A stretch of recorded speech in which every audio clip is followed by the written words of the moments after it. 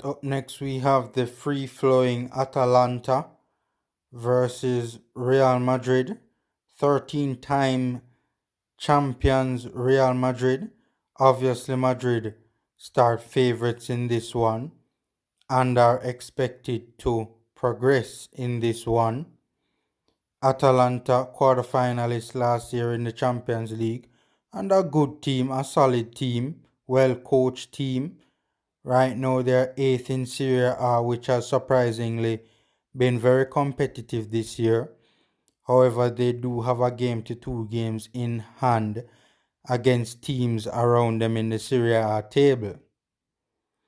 Major drama this year, a massive falling out between Coach Gasperini and Papu Gomez and Ilicic. An incident which is claimed to have stemmed from a substitution that took place in a Champions League game against Midtjylland, where Gasperini apparently took off Papu Gomez because Gomez wanted to play in the number 10 role. However, Gasperini had given him instructions to play on the right side and he refused. So that is the rumor right there as to why there has been a massive falling out. And Gasperini had even resigned. However, the Atalanta board refused to accept his resignation. And there has been a lot of talk, and it seems as though Gomez will leave in January. And he has even said that if he does leave, he will reveal the real reason as to the falling out between himself and Gasperini. But anyways, Atalanta's form has not fallen off despite this drama. Big results in the Champions League and Serie A are following. Even though they are in 8th place, they are not far off Champions League qualification, with a game in hand and 6 points of 4th place Roma. They have also interestingly had a mixed result against big teams this season. 2 big losses, including a 5-0 spanking from Liverpool and a 4-1 defeat from 5th place Napoli, has put a dent in their season so far. However, it's also important to note that they have beaten Premier League leaders Liverpool 2-0 this season, and this massive result for them came at Anfield in the Champions League. So, as I stated, a mixed result against big teams this season, both in Serie A and in the Champions League. But they progressed comfortably from their Champions League group, even though it wasn't a very strong group. They only had a team in the group that were capable of challenging them for a second round berth was Ajax. But Ajax disappointed this season. Ajax very disappointing this season and coming 3rd in the group. But there are always second favourites in the group, and they finished the group on 11 points, 3 victories, 2 draws and 1 loss coming to Liverpool.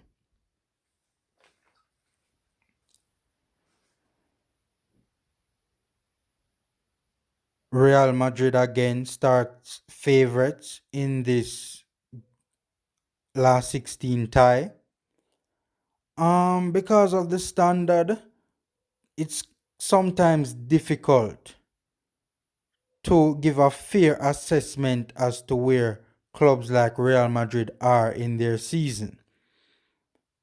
Different variants such as standard of play and weekly results can play a determining role in terms of making an assessment as to where Madrid is or where teams like Madrid are in the season. And of course, sometimes it varies from week to week or from game to game. And a lot of the times, clubs like these are criticized during the season. But come the end of the season, they win trophies or they win silverware. So, as I said, sometimes difficult to give a fair assessment as to where these teams or big clubs like Madrid are during the season because fans expect them to win every game every week and play the most swashbuckling football and have 80% of the possession every game and win every game on a weekly basis. And if they are not doing so, then it's like the end of the world. But in my estimation, they have not had a bad season so far. Could be better, probably much better, especially with regard to the standard of play, which sometimes has been a bit flat and uninspiring at times. People will also question Zidane's managerial qualities. The three Regarding the three Champions League titles, the question is often asked, was it Zidane or was it Ronaldo? I personally think it was the perfect combination. The fact of the matter is Ronaldo didn't win three Champions Leagues in a row before Zidane, and neither have come close to winning the Champions League still. So I do believe that it is that both of them were a very good or a perfect combination. The fact of the matter is one player cannot give you three Champions League titles in a row, an unprecedented three Champions League titles in a row. The fact of the matter is the manager has to be a very good manager. And I think one of the main reasons why people have an issue with with Zidane is his managerial style is a bit unorthodox. Many have viewed it or have seen it or have labeled it as being very unorthodox. But the fact of the matter is it does yield results. Case in point, a La Liga titled post a La Liga But the fact of the matter is it does yield results. Case in point, a La Liga title post Cristiano Ronaldo. So again, I don't agree with those who think that the jury is still out on Zinedine Zidane. I think he's an excellent coach.